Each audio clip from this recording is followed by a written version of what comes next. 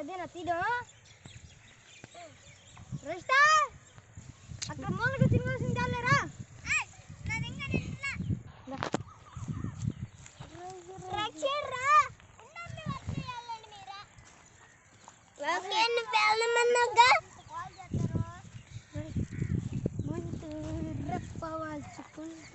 నింగిలో మనసులో